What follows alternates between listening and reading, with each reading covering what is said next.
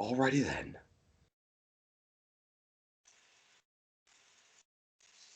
And welcome to another edition. Edition. An edition.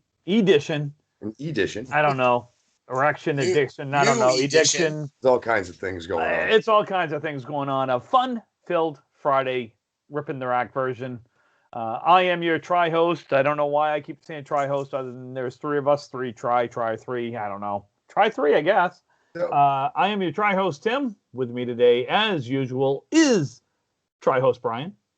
Hi, everybody. And tri-host Maki. Yeah, guys, what's going on? Glad to be back. Yeah. Yeah. It's happening. Friday. How was everybody's week? Dude, We made it. feels like spring out. It's I so know. nice. Until It's been so Saturday. nice. Until Saturday when it's back into the 20s again. 28 and 45 mile an hour winds here on the coast, Tim. So it's going Awesome. to feel like 11. Even better. Or really, really cold for our friends in the north, because I don't know what that is in centigrade. Just, you know what? I will say this. Just be thankful you're not in Colorado right now. They are. Well, that's where we're headed, right? They Mikey? are. No. They In are. June, yeah, but hopefully we missed this one. Yeah, they are expecting this snowstorm that they're getting. I can't remember the name of the place. They are expecting 91 inches of snow out of this storm. That's 7.5 feet of snow in one storm. That's got to be up in the mountains. Out of here. Are you kidding me? No. 91 inches of snow? That's ridiculous. Yep. I It's can. walrus. But my sister-in-law, Kelly's sister, lives just outside of Denver, in Metro Denver, and they came from the south. Like, her husband he's a Marine, and he's from Georgia, and he had never seen snow till he met her when he was stationed in Maine, and they had lived in North Carolina and Bahrain, hot places. So now, they're out there and they got 1.5 feet of snow, and my wife's talking to her sister, and all I can hear in the background is, "Now I remember why I left this shit." I'm sorry. I start bitching when we get like 3 inches of snow. Well, fuck it. Who am I kidding? I start bitching before it even starts snowing. You Period. bitch when it's like 50 degrees outside It's- in October, and then you get pissed when you get happy when it's 50 in April. It's weird. I don't get happy at 50 in April. I get happy at 50 in March. Well, absolutely. But it's New England. It snows and it's winter, and yeah, it always sucks.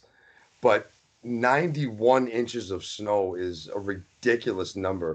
It's like stupid. I mean, that's like not even. And I'm trying to find a friend of mine posted the. I just can't. That is a snow apocalypse. I mean, I'm watching the Weather Channel's analysis of it right now, and this thing looks like its own country of a cloud system. Like, it's massive moving over. It is huge. yeah. Wow, that's gotta suck. And it's coming at us. It's Except coming right for us. I don't think we're supposed to get any snow out of it. I don't think. We don't need any more snow. We need the snow to melt and the earth to dry and golf courses to open. I would be okay with. Oh. I've always said I would be perfectly fine.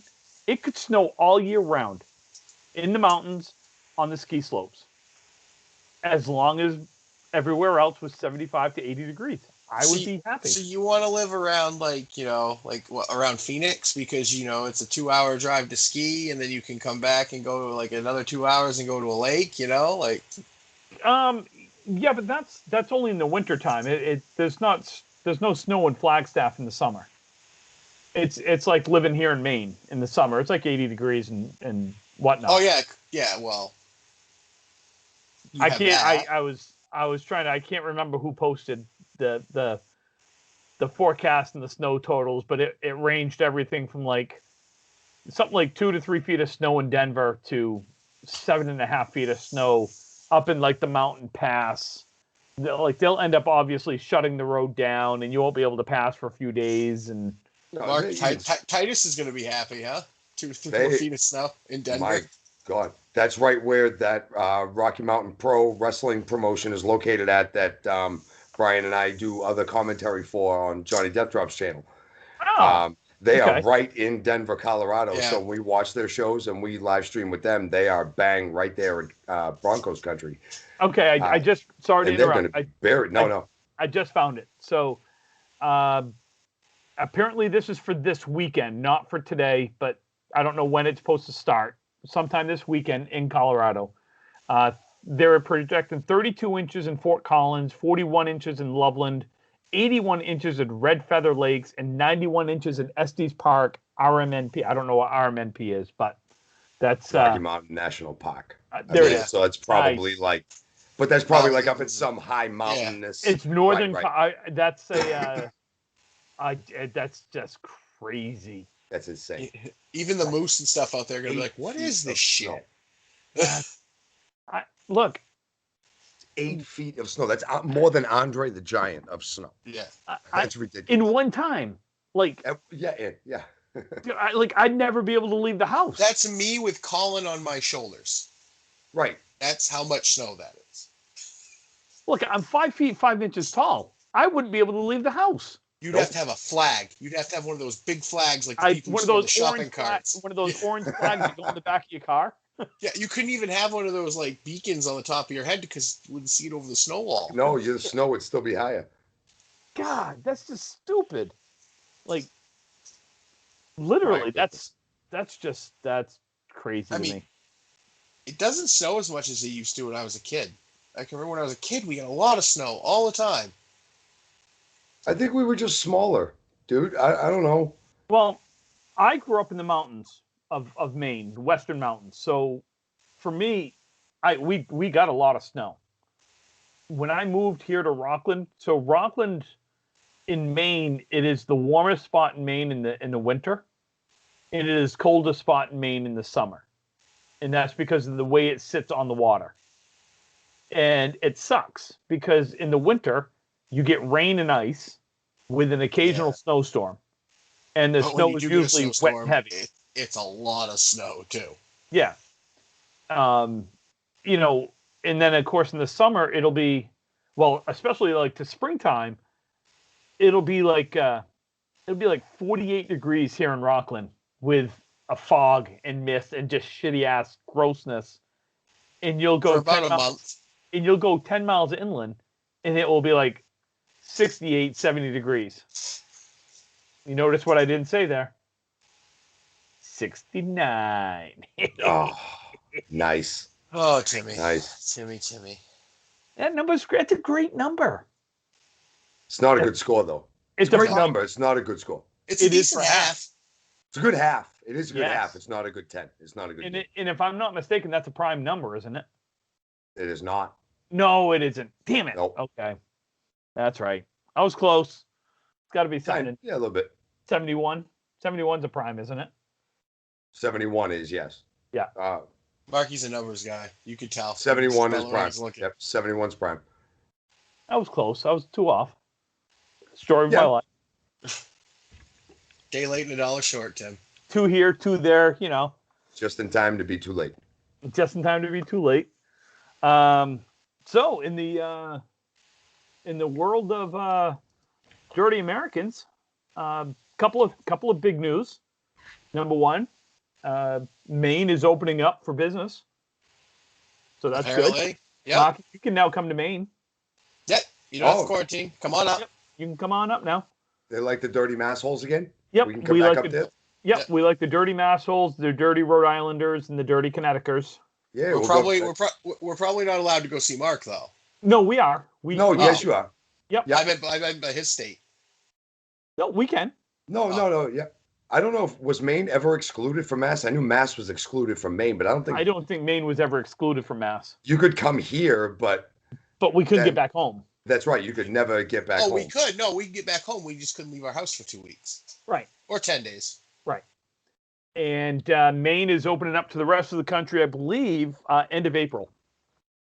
The rest of the country can come to Maine. Good. And you can, which is good because. Anything I can come up and bowl up there going on right around that time? I don't know. I bet we could probably find something for you. We should definitely find something. We should. Yes. And of course, the other big thing, and I'm going to I'll let you guys start this conversation. I don't care if you're right leaning or left leaning. There are parts of this bill, and for those of you that don't know, we're talking about the stimulus bill that has passed Congress here in the States, giving the majority of Americans $1,400 each. I say majority because I think it is. It's capped at $75,000 for a single income person or head of household. Or no, it's $75,000 if you file independently. Yeah, file based single. on tax return. If you file head of household, it's $95,000 is the income cap, and if you file joint married, it's $150,000. Anything above any of those numbers in those categories gets nothing. You get good. I thought it was nothing once you got past another threshold. I thought it was decreasing. It was like a $10,000 Oh, okay. threshold. It was like a know if there was decreasing stimulus. rate. Okay. But then once you hit X, I don't remember what that number was, but once it's like a a small joint couple hit. Yeah, it's a I small don't number. think there's one for the family. I think that's a hard cap. I think 150. Okay. Either way. What Brian? What's your take on it? Selfishly, yeah, pay me. I want my money. I think it could have been directed better. The individual money, the caps could have been lower in places. It could have been funneled differently to people who need it. There could have been, different ways of ensuring that people that really need it get it.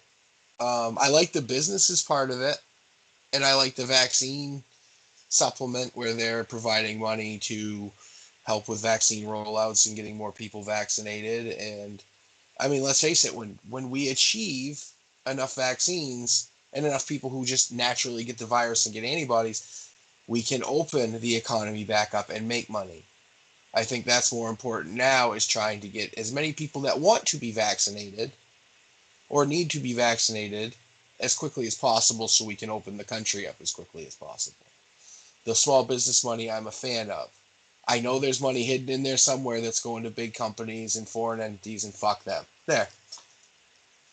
Okay. Maki, what about you, buddy?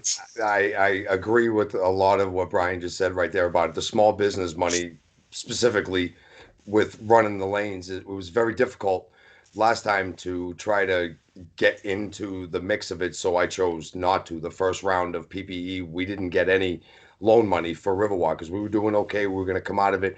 And there was a lot of small businesses that were having a hard time getting money. There was a lot of things that came out later that big corporate entities got to the line and got their money first and got too much money, and it made a lot of smaller businesses, just have a hard time getting it, not getting enough. So I just personally stayed out of it. But now there was something that was changed about it, that businesses that have fewer than 20 employees are being considered before larger businesses. Good. So smaller little mom and pops, because there's wicked levels of small business too. You got mom and pops like me and Mel running the bowling alley. That's your tiny place. You got somebody that runs a flower shop somewhere that has 10, 15 people working for them out in the greeneries and the nurseries and stuff. There's all different levels of small businesses. And to be one of the smaller ones, it's really hard to get noticed in a crowd to get your money to help you go along. So that change is very good. The personal stimulus money will help, my God, greatly, as every person can attest to. They always need $1,400. The kids need dinner. We need gas in the truck. We got to pay for the oil tank downstairs. These are part of life that everything got the brakes put on back when everything was going okay. And then this came around. We need these vaccines out there. We need these people to put them in their arms that want to get it done. I want to go back to being able to walk around and not be freaking out about somebody not wanting to come anywhere near me. I want that to be because I didn't take a shower today. Back when you used to just be smelly. Remember when people used to be smelly? Now you don't go near them because they're another human being. Now you just don't go near anybody. Right. And we're losing something here in a society. Yes, there was a damageful thing that was going around. COVID blows. It's not a thing to just take lightly. Regardless of political, I don't give a crap what your politics are about it. A lot of people got real sick. A lot of people died. And there's a lot of people that aren't here to talk about the situation. I want to get people's vaccines in their arms. They got to get more of these. We got to get going on more ages of people. They got to do a better job of getting this out faster. If they want our country to go back to normal, I guess I say that's quotes. If we get back to the way things were, get back to business, get back to life. And I mean, we're going to achieve, between the vaccine and people actually getting the virus and surviving, we're going to achieve herd immunity sooner. people are like, well, if nobody gets vaccinated, we can't ever get there. Well, we can because people. That's not true. Now, but it takes a lot longer right, and a lot more people that die from it. But in my opinion, the people are playing Russian roulette, basically going, I'm not going to get vaccinated if I get it.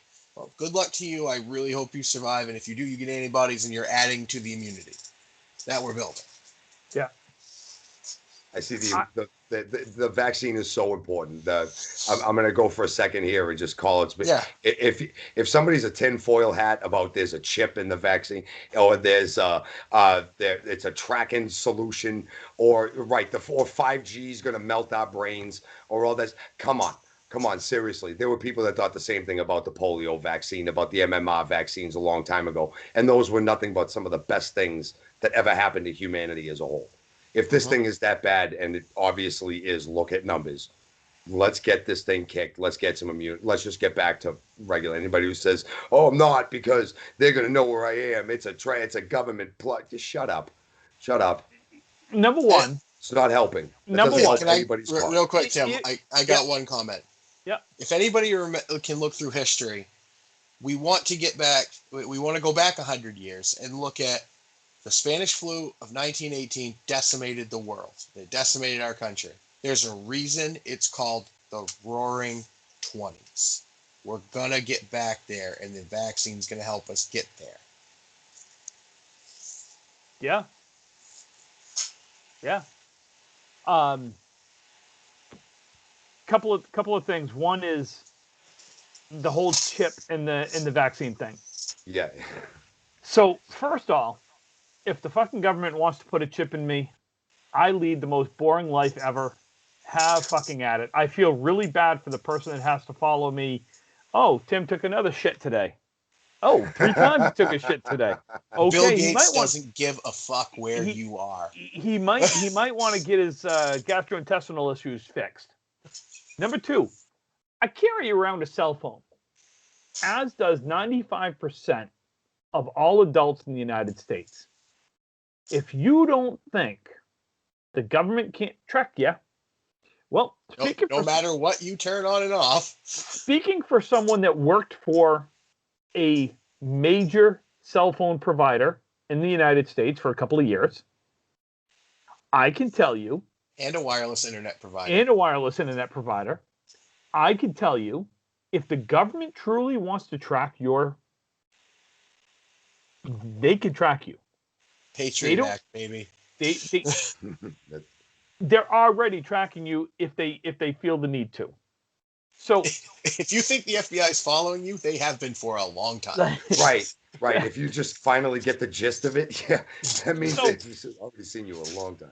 Ultimately, I don't care if the government wants to track me. I don't. I do not care. And I'll tell you why. Again, I don't break the law. I don't. Do I do stupid things? Sure. Wait. Are they going to tell our wives the stupid things we do? Because then I do care. But as long as we don't break the law, then they have no cent in that nickel. Thank you. You can be a moron, just don't break the law about it, and we're good. Okay. We're good. I don't. I fear my wife more than I fear the police. Yes. I'd rather go with them than my wife. This is a given fact. Yes. Yes. Brian has heard Angry Angie. He's like, no. He's heard it. No, don't do that. He is still scarred by it. So here's the thing. Like, when I say I don't break the law, it means I'm just not, I don't do stupid things. Like, I'm not trying to overthrow the government. I'm not trying to do anything. The fact is, I can sit here and go bomb, assassination, terrorist, thanks, Tim. Now all three of us are on the watch list. And guess what? You know what's going to happen? The NSA is going to get this algorithm, and it's going to say, okay, this just popped up. You know what they're going to do? They're going to look at this and they go, oh, it's just a fucking moron in Maine just on Skype. Right. With his buddy. Sitting around talking about all these different things these guys aren't doing. All right, fine. So here's the thing. Number one, there is no vaccine. There is no chip in the vaccine because the needle that they have to give you to give the vaccine is not large enough to pass a chip through. Fact. And that's the first thing Kelly tells everyone, because my wife is licensed to stick people in the arm with things. And she's like, they don't make a microchip small enough that would function. No. We don't have nanites It's yet. not. It's not we the haven't met the microchip they board. stick in your puppy. It's not that big. No. That needle's not that big. No. So, and number two is getting back to the original kind of topic here is selfishly, sure, give me $1,400. I'm paying for it anyway. You're just going to give it back to the government, probably. I'm just giving it back one to the way or another. Like, either between the taxes we're going to have to pay on it or bills. Whatever. Fact. It's going somewhere. Is it going to help me? Sure. $2,800 between Angie and I. Can we use that money to pay bills? Can we use it to help improve the small house. businesses here? Absolutely. Right. Are we going to spend that money versus save it for retirement? Fucking, of course we're going to spend it. Right. Go out to dinner. Go to your restaurants. Go out to the bowling alley. Go bowl. Go to your go-karts. Go play mini golf. It like infuse it back into the community. Go to a drive-in movie, please. When it heats up out, please go to drive-ins. They're so cool and they're dying. I hope those take back off. That's one thing that COVID brought back to life. Like, is the old drive-in theater. Yep. Kelly and I go to one drive-in a year somewhere in Maine, either Skowhegan or Bangor or Pride's Corner, and it's awesome. I saw Solo at a drive-in, and that was cool. So the last thing I'll say is ultimately I'm not a fan of the entire bill, and I stated this before we got on air. We were kind of talking a little bit, and the fact is if you give everybody in the United States $1,400. There's like 350 million people. It comes out to, I don't know, call it $400 billion. We'll round up, $400 billion. There is now $1.5 trillion still left in this bill. And a third of that, is probably vaccine rollouts and business money. In business money, which I am 100% on board with helping. Yes. I am not on board with the pork that's on this. That's within this. It's the infrastructure deal it's building the bridge in Indiana that's going over nothing.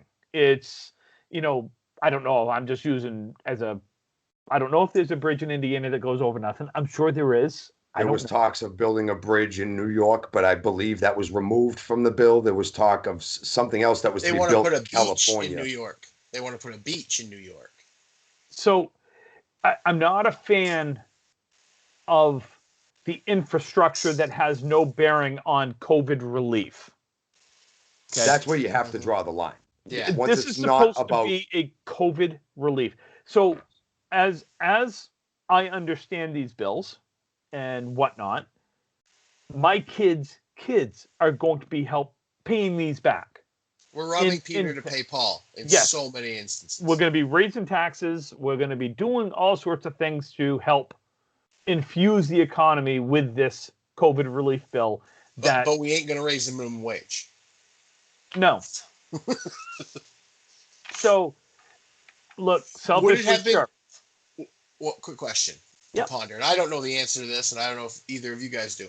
Would it have been cheaper to give us all this money, or would it have just been cheaper to raise the fucking minimum wage and we would have got it over time? Those are kind of the two options. Give the money.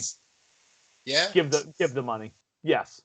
Okay. If you're going to raise a minimum wage, you have to raise the amount of, I believe, like currency that's in the circulation. There has to be more out there because otherwise you're going to have businesses that are going to try to save money and go more automated or mechanized. And that's the reverse side of the high nature of the $15 minimum wage that they were going for. There would have been so many businesses that would have, unless the money kept coming in at a greater degree to compensate for the percentage that guy's, whatever business's minimum wage, whatever state's, whatever that minimum wage was, to automatically bump it to 15, you'd have to have that automatic percent extra business come in to supplement that. Yeah. So that you can either keep profits and bottom lines the same, or you'd have to find a delicate balance between what is the new profit and what is my new payout. As a business owner, that's a delicate balance. Not only that, but when you raise that minimum wage, it's not just, you're also looking at the people that are currently making X amount of dollars. realistically, you should be raising them as well. Or you just put about 200,000 people into a minimum wage job that weren't before. And now you are looking at, your, the price of gas look, fuck it, price of gas is going up anyway, but yeah, it's getting to be summer. Of course it's going up. It's your price of material. Your material goods are all going to go up as well. So just because you raise the minimum wage doesn't necessarily mean it's going to help the economy, because everything else is going to go up as well. I mean, you don't have to raise it to 15. I mean, in a perfect world, what's wrong with a $10.50 minimum wage? And then you have your programs would run correctly through the government to assist those that need it, supplemental, government aid, your TANFs, your TANFs, your housing vouchers, help those people that are working in these jobs that are paying, a $10 minimum wage, let's say. I mean, in a perfect world, that's what happens. We all know the government systems are run fucking retarded. Sorry, bad poorly. word. Bad poorly. Word, very poorly. Real bad poorly, word. Right. But, when one thing is taken advantage of, there are people that find ways of taking advantage of other things. So if you're going to create a solution like a $15 minimum wage, then that means other aspects of the economy also need to be adjusted to this new floor that we're going to exist with. That either prices are going to have to go up and people are going to have to accept it, or if they don't accept it, the prices go up in order to keep pace with the average capital that you're building, that your business comes in with, pays out to get supplies, resells supplies, makes profit, rebuys. It's the cycle of money. You don't just run a business and keep every dime that you get. You don't keep 30% of what you get a lot of times. Sometimes you have to keep reinvesting it, especially if you have a big business like a restaurant or a department store or something where you have to constantly restock inventory. If you have like a venue, like a entertainment venue or even a bar or something, you still have to restock your beers. But all in all, it's not like your people come in and buy your seats and those leave. Like you at least only have to buy those ones. Like it's a bowling alley, I don't have to keep buying balls and pins. So my things keep making me money. So it's a little easier for some industries than others. But if you own like a convenience store, if you own a restaurant or something like that, it is a constant cycle of capital that comes in and out. And if more of it's going out now that your minimum wage is going up, and if your business doesn't go up to compensate for that, now you have to start shortchanging one or the other, because now you don't even have enough money to buy the supplies you need to stay in business. And this doesn't happen quickly. This will happen over time, but eventually it's going to happen to a bulk of businesses at once if there's not some kind of supplemental coming into the business owner in order to compensate for this automatic jump to 15. Yeah. It's not that a jump is bad. It's not that a minimum wage is bad, because it is not, but we have to make sure that our system is ready for that large of a jump to 15 and that businesses can still suffice. And whether people say, oh, businesses will be fine. Yeah, Walmart's, Target's, big corporations will be fine. Yep. Places like mine and the mom and pops will go away. We won't be able to pay out that much and still run the business efficiently. You'll be absorbing the blast for the bigger businesses. Fact. You're a human shield. And then if there were anybody working at the smaller businesses, they're going to get laid off, because I just don't have a business to pay you at anymore. So you didn't get fired. The place that you worked at closed. Yep. So now there's going to be more people on unemployment after a little bit of a while. And that could create a downward spiral of something that may not have been thought of quite yet. The glitz of getting that much money an hour is really good. $15 an hour is good pay. At the end of the week, you can look at a fat check and deal with that. I still remember my first job that I ever had. I made $3.85 an hour, minimum wage. My first check was $90. I worked 40-hour work week. I was fucking stoked. I'm like, dude, let's go. Like, yeah. You're like 14, 13? 15. 15, yeah. 15. Yeah. And, working for the summer. And I'm like, I got money to spend. That to me is what minimum wage is for. It's for your fresh starting, just getting out young adult. Okay. teenager, young adult. I don't know how to say this, so it may come out wrong, and if I offend anyone, I'm sorry. But if you're 40-something years old, or 50 years old, or 35, whatever it is, and you're still making minimum wage, do something to try to better yourself. And maybe you are. Maybe you're working multiple jobs. Maybe you're taking classes. I understand there's more to it than just me saying, do better, better yourself. But that's kind of what I mean is minimum wage isn't meant. I know it was meant to be a livable wage back in the 1930s when they rolled this out. It was. Minimum wage was meant to be a livable wage. That was 80 years ago. It still could have been if they had done inflation correctly. Yes. That's the big difference. It's almost like a different economy ago before the mass inflation of the American dollar. Once it wasn't backed by gold and silver anymore, once it just became print the money that we need, you got a different economic system right then and there. Things can automatically, prices change, values of goods and services change instantly. Right. And that's what I mean. That's what I'm talking about is the economy and things are different now than it was when the program was started back in I think it was in the 30s, if I'm not mistaken, because FDR. It was the New Deal. Yes, FDR. It was part of the New Deal, FDR, yep. So I can remember my grandfather telling me his first job when he was 13 at the general store, he made a dime an hour. There was no minimum wage. They paid what they felt you. That's how old my grandfather was. He made a dime. And he was happy to have $1 a day is what it worked out. He had a little bit of money because he could probably go and get a hot dog and a Coke for 15 cents. Take his girl to a show somewhere for probably like $1. So all he had to do was save up his money, right? All he had to do was save up his money for a week or two, and he could take his girl out for a night on the town. And it was different. It was different. It was a different economy ago. But in this goes back to a different lifestyle back in the 30s, 40s, and 50s. That was back when the economy was set up so you could have one single wage earner. And after the Depression. And you could have a life. That's why you had so many stay-at-home moms. The dad would go to work. The mother stayed home and took care of the kids. They had a house. They had a car. They were able to do things. You can still do that now. Not with a kid or two. Okay. Maybe if your wife is a doctor. Rare. It's very rare that you can do that now. It's difficult. Right. It's not the norm at all anymore. It was the norm. It was even up into the 80s when I was growing up. I misunderstood. I thought Tim said that didn't happen anymore. No, it's rare. It could still happen rare. If one has a I misunderstood what you're saying, Tim. I apologize. Yeah.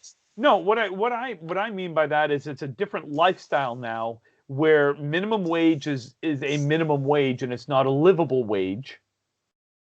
I'd love to see a minimum wage be a livable wage, but that would, in today's economy, it would be impractical and you wouldn't be able to do it because to make it a livable wage, you'd have to keep everything else the same or bring all of your prices down, and you couldn't do that. Right. Because it is a different world. It is a different economy. It is a different time, which means we need to evolve. And we need to, that's what I mean by that. And I hope people understand when I say that, when I say minimum wage isn't meant to be a livable wage, it's not now. It was 80 years ago. And look, we could go down a whole rabbit hole of society in general now. And, what's happened with society in general now that you have both parents that have to work. And no one's at home, and now you have latchkey kids. I mean, latchkey kids really started when I was, it was like the 70s and 80s is when it really started. And now for the most part, you have to have two wage earners in the house. Yes. Okay. Maki, I couldn't imagine. I know living down in the 495 corridor. It's absolutely ridiculous. To live in that inside that quarter, and to have a reasonable house, what I would call a reasonable house. It doesn't have to be a massive home. Just a nice 1-family 4-bedroom house. For you kind of think of it that you're on the cheap side in a bad neighborhood. You're looking at, I was going to say $300,000 to $400,000. So my house, $200,000 if it doesn't have a roof on it. Yeah, basically. Yeah, my house where I live right now here in Maine, if I were to take this house and I were to put this inside 495, okay, in the 495 quarter, would probably 3 times more expensive from where it is now to live where you live. That means that your wages have to be 3 times more than what we make currently up here. Yeah, pretty much. All things, yeah. Mm-hmm. And that's kind of why, to be honest, we had to move a couple of years. We lived in Amesbury, right up by, near the bowling alley. We don't live in Mass anymore. We actually moved to Plastow, New Hampshire. We moved, but not too far. It's only like 10, 15 minutes away.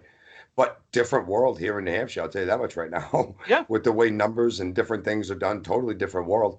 But no, you're absolutely right about anything down there in Mass. Like, I'll give you an example. Like, growing up, I'm from Somerville, which is literally the city next to Boston when you almost go like due west. And it's this tiny little city. There's like 40, 50,000 people that live there. You cannot buy a home for anything less than $300,000. Yeah. I couldn't find it when I tried to move out, like, out of mom and dad's place, just my first dude's place, a studio or something. I could not find anything less than $1,500 a month. And this was back in 2000 when I was right around 20. Yeah. 2000, 2001, I was about 20 years old, and I was like, okay, this is time. I need to grow up a little bit with my own place, and I couldn't find anything that was less than $1,500, where it was like, I need 2-3 roommates. And this is why you see kids, young adults, living with their parents longer. Or having roommates until they're 40. Or, like Brian just said, well, even then, I mean, I've got friends that live down there that are, we'll not name names, but let's just say that friend A, rents a room from friend B who is married. So, that way they can afford, number one, friend A can afford to live, and friend B and his wife can afford a house. So my best friend or one of my best friends lives in Westford. For those of you who don't know, Westford is inside the 495. It's right on the 495 quarter. They bought a fixer-upper for about $380,000. Lived there for about 4 or 5 years. Built a home for, I don't know, $750,000. If they had built that home the next town over, which was on the other side of 495, they would have saved something like $400,000. Jeez. Just because they're inside that 495 quarter. And it boggles my mind. I can't fathom these numbers. Just the house values and the house appraisals are just insane. The land value, just with so many people in such a small area, it just every square foot just starts costing just thousands and thousands of dollars. And then try to put these homes up, and then you live in a nice home, and you realize that, Jesus, wait, I'm going to need 2 jobs here. Wait a minute, you got to look at your wife. Now you got to balance out. Okay, we're both going to work. Who's going to get the part-time job? What are we going to do about the kids after school? How are we going to make sure that this works? How are we going to make sure that works? And then you're into this for 20 years or 30 years, depending on your mortgage that you get for the place that you just got for $400,000. Yeah. But your mortgage ends up coming up to be $460,000. So, that's what adds that last year. And it's a lot to weigh heavy. And I know this is just the next generation crying about how hard it was. And the older generation's like, we already did that. Shut up. Okay, fine. But, it's always a little more expensive the next as you go further down. So let me ask you this, guys, because this has been a really, really interesting talk. I don't know if anyone else has found this interesting that's listening to this. I've loved this because anytime I get to talk about history and shit like this, it just interests me. One of the concepts being floated around is the forgiveness of X amount of student loan debt. And I think it started at like $50,000, forgiving $50,000 in student loan debt. And I think Biden was like, I don't want to do that much. And they've been negotiating somewhere between it was $10,000 or $20,000 and $50,000 of student loan debt. I have my take on this, but I kind of quickly want to hear you guys, what your take on something like this. Are you for it? Are you against it? I never went to college after high school, so I don't have any student loan. I know people that do, and I know that they would love every bit of that money to go away. What about the people that already paid theirs back? What about the people that worked their asses off? What about the people that sacrificed and paid their nut back the way you're supposed to? Mm-hmm. And then now it's all of a sudden, because it's this time in the era, that they say, nah, you're cool. Wait a minute. I don't know. See, I don't have a cent in the nickel, but that's the first thing that comes to mind is like, well, wait a minute. If you're just going to forgive it now because it seems to be an issue all of a sudden, what about the people that already did it the right way for so long? Wait a minute. I got that. I want to hear Brian's take on this because I do have a take. So I'm going to get back to yours, Mark. Loans. I still have student loans. I graduated college in 2009, and I still have student loans. A considerable amount of student loan. I don't want it taken back. I borrowed it. I understand. You know what I want to go away? The fucking interest. Make it 0% fucking interest, and I'll pay every dime back. That's all I want.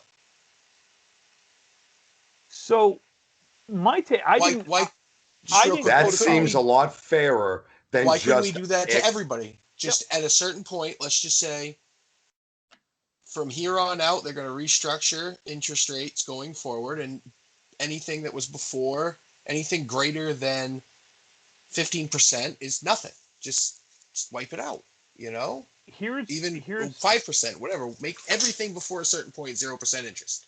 So I have no problem with that.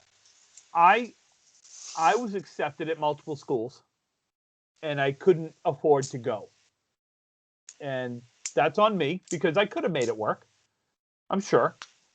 The difference that I see now in having a child who just graduated college, the difference now is the predatory student loan business that thrives on kids like my son, who was doing what he thought was the right thing to better himself by going to school. Couldn't necessarily afford it. He worked. He had to go he had to go 5 years. He worked 20 hours a week. Could he have worked more? Maybe. But would he have sacrificed some of his schoolwork if he had worked more? Possibly. I couldn't afford to pay for him to go to school. I'm not independently wealthy. The fact is that schools cost so much more to go now than they did 20 years ago and 30 years ago. That's what I say to those folks that said, well, I did it when okay, well, they're Kimosabi. It costs a hell of a lot more now. When I went to UMaine, in-state tuition was $24,000 a year. And it's higher now. Yes, that was when I went in 2004. It was $24,000 a year, which is for an in-state I went school 5 years, and it went up every year. Yep. Out-of-state tuition was $32,000 a year. See, that to me is absolutely ridiculous. When you have schools, now I'm not going to pick on the Ivy League schools.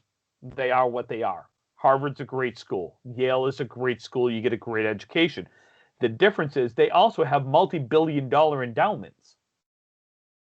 So you can go to these schools and it actually costs less than to go to your state institution. But don't go to an Ivy League school in state. I got accepted to Bowdoin, and I saw what it cost, and it was $42,000 a year in 2004. Yes. So this is why I'm not necessarily like, my son knew, and I knew that he was going to have student loan debt. There was no way around it. What I was not aware of was the predatory side of student loans. So when they came out and said that they would like to do X, Y, or Z, I got to be honest with you. I'm in favor of it. Absolutely. I am in favor of it because it's a different time and it's a different lifestyle now than it was 30 years ago when I was looking at colleges. About 20 years ago, it became a market to make money. Yes. I didn't go to school because I didn't want to come up with $4,000. It sounds funny now, but that's what I had to come up with. And the only way that I could come up with $4,000 back then was to take out a loan. And I didn't want to go in debt to go to school. Mm-hmm. And I made the decision not to do it. And it honestly has kept me from getting jobs that I've been wholly qualified for. And because you don't have a magic piece of paper? Because I don't have a piece of paper that says I graduated with a degree from X amount, college or university or whatever. But yet I got 20 plus years experience. And I've even had someone say this to me. Look, you've got all the experience in the world. Matter of fact, you've got more than what we need. I'd love to hire you, but I can't because you don't have a degree. And I said, so let me get this straight. You're going to hire someone with a degree with no experience whatsoever versus the guy that has 20 years experience but doesn't have a degree. I said, I would argue that my life degree is better than. And I would agree with that. There's no substitute for real world experience in whatever field that you do. You can know all the books, you can know all the numbers, but until you've been in the practical situations of whatever your field is, oh, hello, kitty. Until you've actually been in the field and learned how to, make adjustments on the fly of doing whatever you're doing. The guy who's been in the field, the person who's been actually working in the field for X years, they have the trained hands, they have the trained know-how. Mm-hmm. If you got the piece of paper, I mean, that you were in class and you read it in the book, you might have done a few demonstrations, but you don't have the life experience a practical experience to do your thing. Now, do I think that my child should have all of his student loan debt taken away? No, that's not what I'm saying. The interest would be nice because that's the predatory part. That's the interest is a very fair compromise. That's an interesting point. If you just get rid of the interest rate. If they said, you know what? No interest rate. It's a 0%, or even 0.5%, something that maybe they got to make a little bit of money. Fine. Administrative percent, 1% administration fee. Something, 0.5%. They're gonna make a little bit, enough to pay and run and do whatever. I just find it absolutely ridiculous that 95% of all kids, and they are kids, that go to college start their life in debt because they've tried to better themselves. And to those that says, well, I did it, I don't care. The average percentage rate on a freshman in college's student loan is 18.5%. Most, honestly, end up being 20 or above percent. How is that fair to a kid who's supposed to try and go to school to have 20% interest on top of however much money he's borrowing? And you frame it in the point with, oh, you just start paying it back when you're done. Yeah, well, it's because you're trying to get a job, you're trying to get a house, you're trying to get a car, you're trying to get your life off the ground. That interest starts day one of you getting that loan. Not at the end when you pay it off. It's not 0% until you graduate. No. It's 20% from your freshman year. And then you take out another one your sophomore year. And then you take out another one, and they're all 20% or higher. That's kind of Sally Mae is a scumbag organization. Learn trades. Bring back trade schools. Bring back trades in high schools. Teach kids the carpentries. Teach kids electrician. Teach them how to be hairdressers and barbers and stylists. Teach them how to fix cars. Hey, I finally figured out why my teachers told me you don't want to do that. You'll end up as a plumber, or you'll end up as like a painter, or you'll end up as a carpenter, because they made more money. You'd be happy. You'd be independently comfortable. You'd have your own business. You'd be your own boss, and you'd have your own outlook on life. Here's what people don't realize. Tim, what's a general or regional manager of McDonald's make in a year? Oh boy, this is fun. I started at McDonald's. That was one of my first jobs. Not the one where I was making $3.85 an hour, but it was my first big boy job when I was like 17. And I made $5 an hour. When I got done, I was given the opportunity. They said, "Hey, would you like to go into management?" And I was like, no, because I really want to be a cop. That's what I wanted to do. Stigma, right? Though it's McDonald's. It's McDonald's. So I obviously still have friends that work for McDonald's. The store manager of the McDonald's where I grew up in little old South Paris, Maine. I don't know what they make now, but I am guessing they make around $70,000 to $75,000 a year. As a store manager of McDonald's. The district manager makes over $100,000 a year. So if you want to sit there and badmouth McDonald's and say, "Oh my God, you only work at McDonald's," odds are, if they're a manager, they're probably making more than you. I was going to say 75,000. That's pretty comfortable. You give McDonald's 10 years of your time, and you could make $100,000 if you're good. I look back now and I'm like, and I love the job. That's one of my favorite jobs I've ever had in my life, is working at McDonald's. I had so much fun working there. Most importantly, they taught me how to work, how to be on time to a job, how to handle criticism, how to work. Like, you have to work at this. And that's why it bugs the shit out of me when people, they only work at McDonald's. Hey, you know what? Looks are deceiving. You wouldn't think that I'm good at customer service because I'm an asshole most of the time, but Tim can contest. I get on a phone. I'm a lovable dude when you get me on a phone. I mean, he's not as good as I am, but he's pretty damn good. You know, I could care less if I had a bud that was working at McDonald's. You know what? Who cares? If there's somebody, they're going to work. Yeah, they're flipping burgers. Yeah, they're getting free food. Good for them. They're making money. You know what the best part is? If you're their buddy, be like, hey, what are you throwing away? No, bring him here. That's all we ever did when we had friends that worked at McDonald's and Burger King. Are you shitting me? We'd get on there in a car full of like 4 or 5 of us, and they'd hook us up. Never knock the kid that works at McDonald's. He probably is, A, working harder than you, or B, if he stays there long enough, will be able to make more money than you. Yep. Well, we are way over. This has been a fun show. We have just continued bantering and going on, but good stuff. I don't even know if we ever truly answered the original question, but that's okay. Well, I think we did. Yeah. I didn't take notes. Normally I would take a few notes here so I can remember to and we started talking about the bill, and then it's either ask a clarifying question or something, but we talked about society today. We did. This was the Ripping the Rack manifesto. We did. That was elegant. Anyone want some handcuffs? Original Tim Vitero handcuffs from when he was a cop? Still have them? You don't realize how short the middle of those fuckers are until you really get a good look at them. Like, you think handcuffs, like the toy handcuffs that are like, they're 7-8 links long. No, they're not long. Dude. You are literally that. Like, you are.